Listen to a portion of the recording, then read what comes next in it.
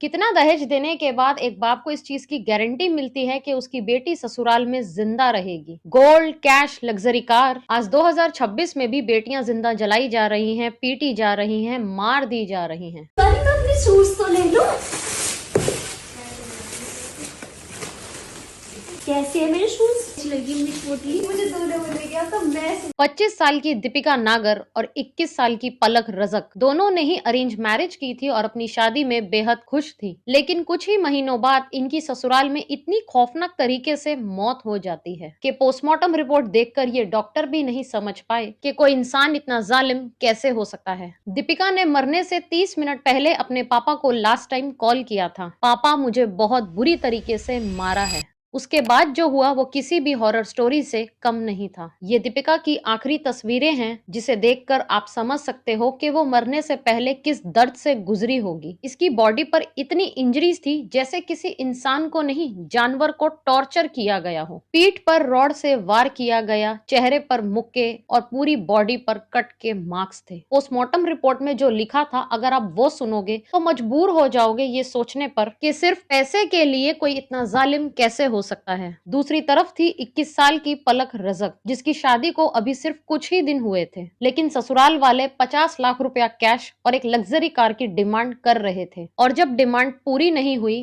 तो उन्होंने पलक को बड़ी बेरहमी से मार दिया। मैं आपसे पूछना चाहती हूँ, क्या बेटियों की शादी अब गुनाह बन गया है? 11 दिसंबर 2024 को ग्रेटर नोएडा के जलपुरा गांव में दीपिका की शादी ऋतिक से हुई थी। ये शादी बहुत लेविश थी। इसके अंदर गोल्ड, कार, कपड़े सब दिया गया था। इस शादी में लगभग दीपिका के परिवार ने 1 करोड़ से ज्यादा का खर्चा किया था। लेकिन कुछ दिनों बाद ही ससुराल वालों की डिमांड बढ़ने लगी। वो 50 लाख रुपया कैश और एक फॉर्च्यूनर कार और चाहते थे। दीपिका को दिन रात ताने दिए जाने लगे, फिर गालियां, टॉर्चर और मारपीट। हालात इतने खराब हो गए कि दीपिका की फैमिली ने आकर उनके बीच बात कर सुलह भी करवाई, लेकिन कुछ भी नहीं बदला, बल्कि और दर्दनाक होता चला गया। 17 मई 2026 को दीपिका ने अपने पापा को लास्ट टाइम कॉल करके कहा कि पापा, मुझे बुरी तरीके से पीटा गया है। उसके बाद दीपिका के पापा और मामा तुरंत उसके ससुराल पहुंचे। उन्होंने दीपिका को समझाया और उसके ससुराल वालों से भी बात करी। मेरी बेटी कई बार मुझे फोन किया और मैं कई बार वहाँ पे गया भी, और जाने के बाद में जैसे ही मैं उनसे बात करता था और उन्हें समझा के भी चला आता था, तो ऐसा ही मुझे कल भी मेरी बेटी का फोन आया और मैं वहाँ पे गया अपने साले के साथ, जो कि हमने उन्हें समझाया, उन्हें बताया भी, और मेरी बेटी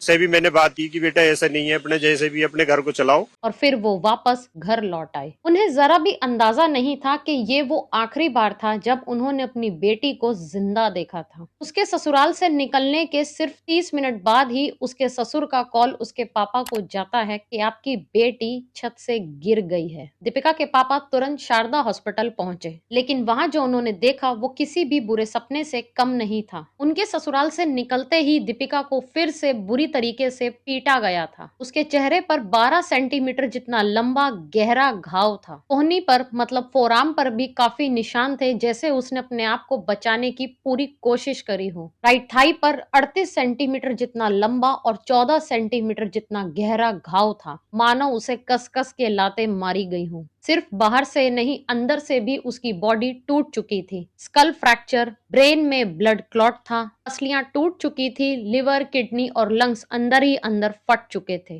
डॉक्टर के मुताबिक ये सिर्फ गिरने की वजह से होने वाली इंजरीज बिल्कुल भी नहीं थी। अब सोचो, कोई इतना जालिम कैसे हो सकता है जो किसी की बेटी के साथ इतनी बेरहमी करे? कैसे कोई लड़की जो आंखों में इतने सपने लेकर ससुराल गई थी, ससुराल वालों ने सिर्फ पैसों के लिए उसकी जिंदगी को नर्क बना दिया।